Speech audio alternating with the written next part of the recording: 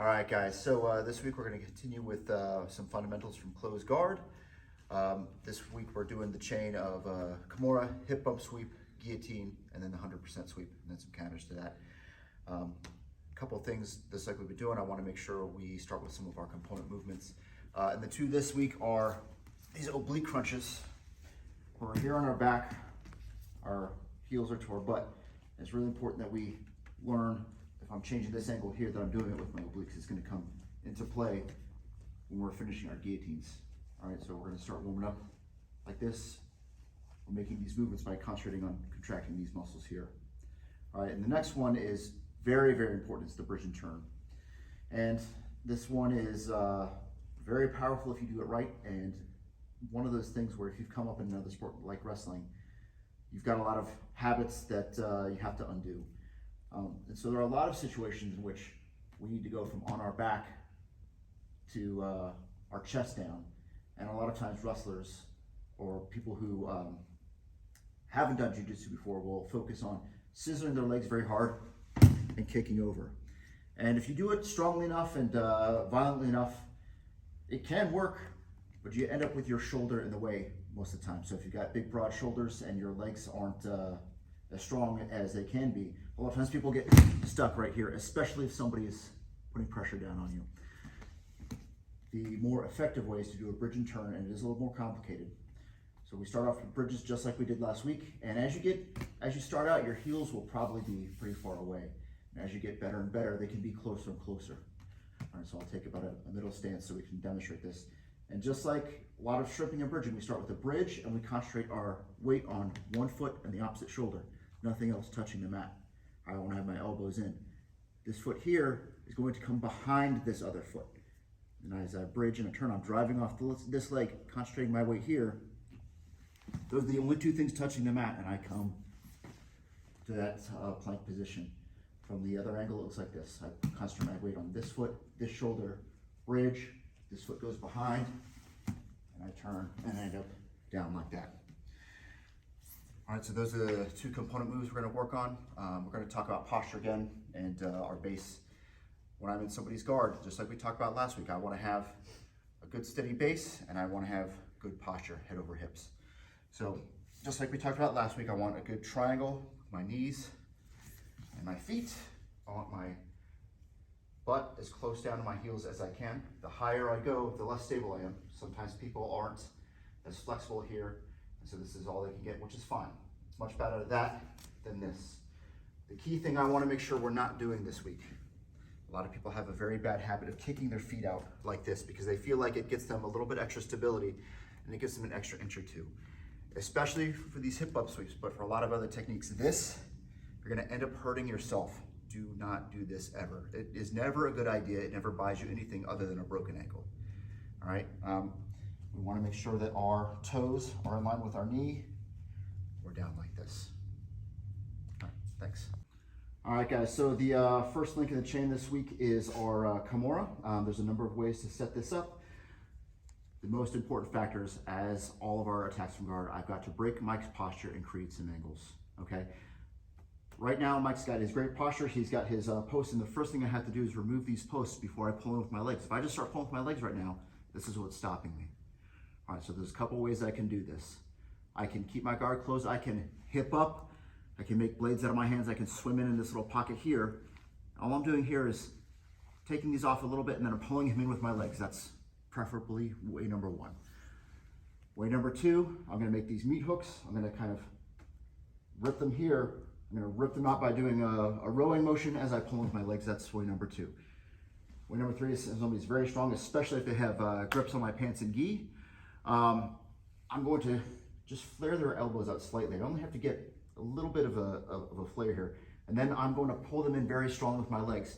If people are stubborn, they hold on, they'll end up wrist locking themselves. They might tap to that. All right, worst case scenario, they're going to go down.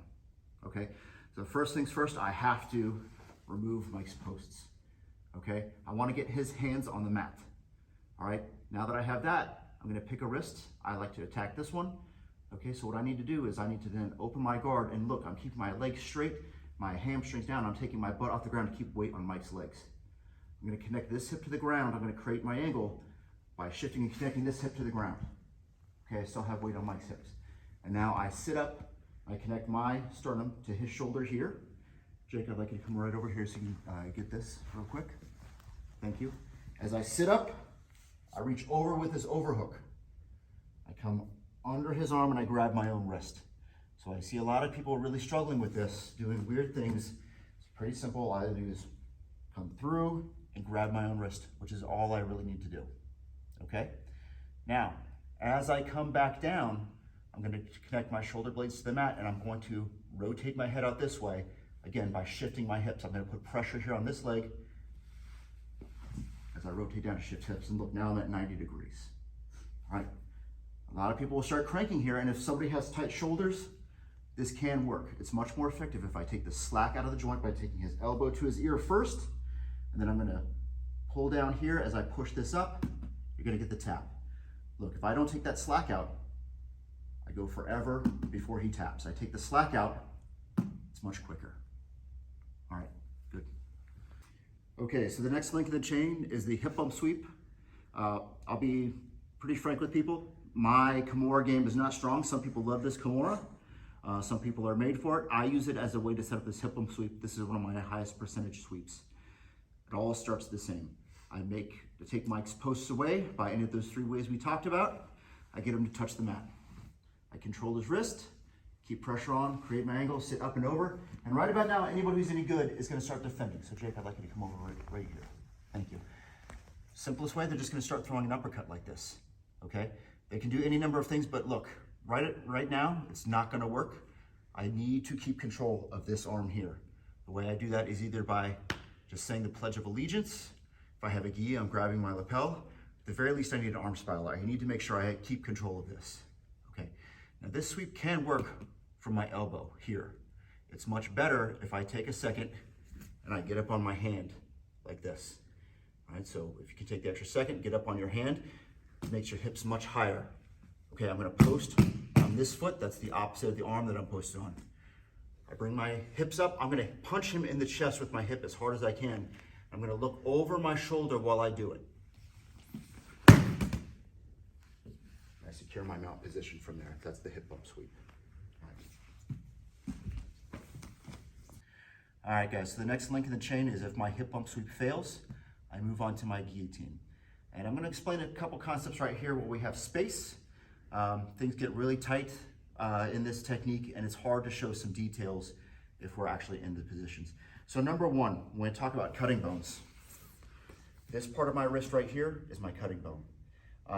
You look at a sword, this is the flat of the sword, and this is the blade of the sword. Right here, this is what I want to put against my opponent's Adam's apple, against their trachea. One of the ways I do that is I use my thumb as a guide. I want to get my thumb right there on his jawbone. Okay, so you'll play around, everybody's limb lengths are a little bit different.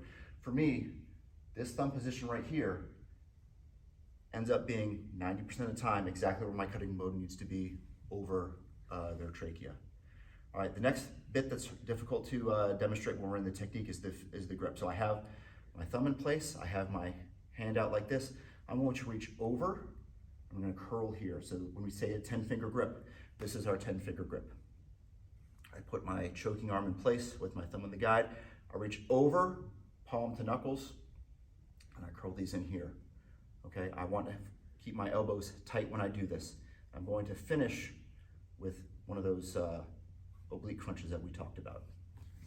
Okay, so the technique, I remove Mike's posts, I attack an arm, I come up, he defends. All right, it's not working. All right, build up, boom, boom. The hip bump sweep is not working. Okay, that's all right. So Jake, I'd like you to come right behind my back now.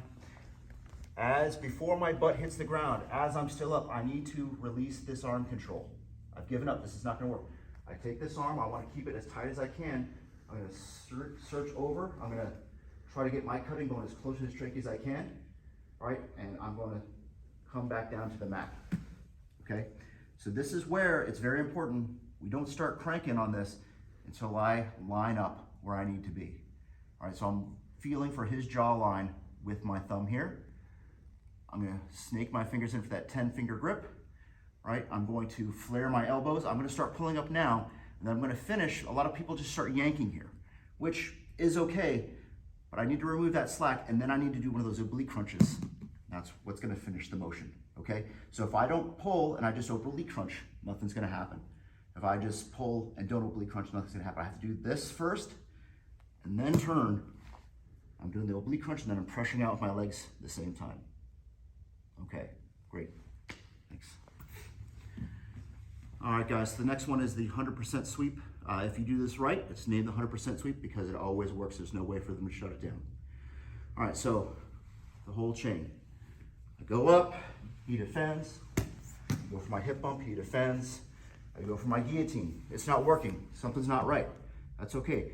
The hand that's attacking his neck, I gotta feed it deep under this arm, as deep as I can. I wanna be palm up, okay? I wanna kind of think this thumb here is pointing towards my face. I'm gonna take my other hand across his shoulders here, gable grip, okay? This can work from here, but it's much better if I remove the slack and I pull him as high as I can here. Now I'm gonna open my guard. I post this leg on the same side as the arm that I'm controlling. I'm gonna bite down here and drive off this leg and turn and look over my shoulder as I do. And if I come to this crucifix position in half guard, or I'm not sorry, half guard and side control. All right, so from here, grabbing under his lat here, coming to side control, checking the hip. That's 100% sweep. All right, guys, so the intermediate tech of the week is counters to that chain. All right, so as we talked about, the key to all of this is Mike getting control of one of my arms. The sooner he gets control, the sooner I gotta deal with it. So now is the optimal time for me to start dealing with this. So just like when we talk to the kids, the weak part of any grip is always the thumb. So Mike's grabbed my wrist here. I've got to rotate, make a big circle towards his thumb, and then just reset. And so you'll see it a lot of times people end up in this kind of loop where they're doing this over and over again, and he'll keep spamming the same thing, which is fine. But as you get better, you want to do the same thing 2 or 3 times and then break the pattern. So have something you're going to move on to after that if you find yourself in this loop. Okay? So that's the first counter. Shut it down before it even starts. Break his grip. Go back to home. Okay, so that doesn't work. He gets me. He gets control. Here, he's locked it up. Okay, I need to address this now. Before he gets his back flat on the mat, I'm going to just start throwing an uppercut. Whether I connect it here, but ideally, I'm saying my own Pledge of Allegiance. I can start cranking here. He might let go because it's starting to put some pressure on his shoulders. This is the delaying motion, which is usually going to let him start to come back up. Okay, now, that's number 2. Boom, and then he'll usually let go, try to go for the hip bump, and I have to be ready to counter that, and we'll go over that in a second, okay? Way number 3. All right, he's up. I'm gonna turn this into offense for myself. All right, this is timing based. I have to be quick about this. I have to know this is coming. I have to reach around his back, get the arm spiral here, and control this, okay? I need to control his forearm here so that he cannot, it makes it impossible for him to put this hand behind my back now.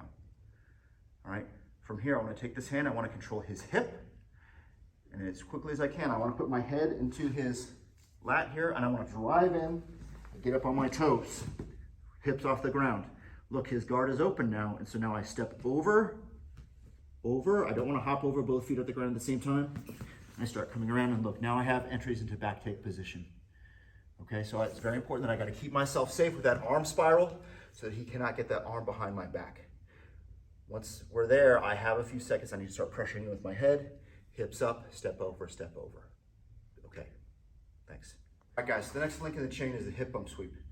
Now, especially when people are countering Kimuras, especially early on, when Mike starts attacking my hand, people will overreact. And we talked about posture being head over hips. When people overreact and they lean all back like this, they are handing me a hip bump sweep. Okay, you'll see this a lot at white blue belt, people really overreacting and leaning back. So look, just because my head is back, this is still horrible posture because my head is not over my hips. I'm still way off balance. I'm handing this to him. So as I'm doing this grip fighting, I need to make sure I keep my head over my hips. All right, so that's defense number 1, just be aware of your posture. Okay, number 2 is as he goes and he gets deeper, remember how I said the important bit is him being able to control this arm, okay? If he comes up and that control is a bit weak, he has not locked up, right? I have the split second to keep fighting for my grip and pull this out. It's a little bit easier in no-gi when there's not as much friction. Before he locks his hands, I can still rotate my grip out and I can still pull out. post here. Now is he gonna hip bump as strong as he can, even up on that hand, right? It's not gonna work because I have this structure in the way. All right, but that is predicated on me getting my hand out. All right, another delaying factor, and this can work depending on how assertive you are, even if he has this grip. He's gripped his wrist. All right, he's gonna bump me really, really hard. I have to bump him equally as hard. As he goes, I have to time it, and I'm driving my hips into his. Okay, I'm coming up off my ass, and I'm driving my hips forward like we're on a date. Boom! But the timing has to be right. So he has to clash at the same time. So as he goes, I go, and we end up in this position. Maybe that buys me that extra second to come around, arm spiral it, and do the counters. Okay, so that's your last ditch option. You're gonna come up, you're gonna drive into him, and then you're gonna start trying to work your other defenses and counters. All right, so next link in the chain is the guillotine counter. It's the Von Flue choke or shoulder pressure. All right, so Mike's getting deep in the chain. Boom, I shut it down. Hip bump didn't work, shut it down, so he's gonna go for the guillotine. Okay, so before he sits back down, I have to realize that this is the position that I'm in, okay? First things first, I want to be able to look up. If I start looking down, I'm giving him the extra second or two he needs to start adjusting this. I'm going to take this arm, I'm going to go as deep over his shoulder as I can because I want to control the space by his neck. All right, as deep as I can, I'm going to have palm to his spine, okay? He wants to come to his mat, I'm going to drive him back. Boom, all right? Now, I want to get off of my knees and onto my feet and start driving in, putting as much pressure as I can on his neck, okay? One thing's for sure, especially if I look up, there's a lot of pressure on him right now. He's probably gonna open that guard. I might have to pop this open here if I need to, okay? Once I have pressure here and here, guard's almost always gonna open. Step over, I step over. As I turn, I need to look up to clear that. Come around for my back takes, gift wraps, etc. All right, thanks. All right, so the last one is that counter to the 100% sweep. You know, there's a certain stage where I have to kind of accept that this is happening, but there's one key moment where if I catch it in time, I can turn it into an advantage for me. But timing is everything. We're gonna film this one from 2 different angles to make sure we get some of this detail. Okay, so Mike's gonna hit me with that 100% sweep. He goes, I counter, counter. All right, he's got me. It's happening. I know this is gonna happen right now. I have to be ready for what's next. So he's gonna go, and I have to know this is happening. I have to land on my feet, not on my ass. Before he can belly down, I need to control the elbow and drive back up into him, okay? With this hand now, I'm gonna control this elbow. I'm gonna do my bridge and turn towards Mike's head. So I put my weight here, and on this shoulder, I do my bridge and turn, keeping the weight on his tricep here. And if I'm lucky, I can catch a butcher, but at the very least, I'm driving back into side control. All right, so let's do it this way so we get this angle. All right. Last one, 100% sweep. Mike's going. Counter. Boom. All right, this is happening. I'm going for a ride. I know it. I've got to be up on my toes. I've got to drive into him. I've got to put him back flat on his mat. This hand controls this elbow. I do my bridge and turn into him, keeping my weight on that tricep. Secure side control. Get the butcher if you can.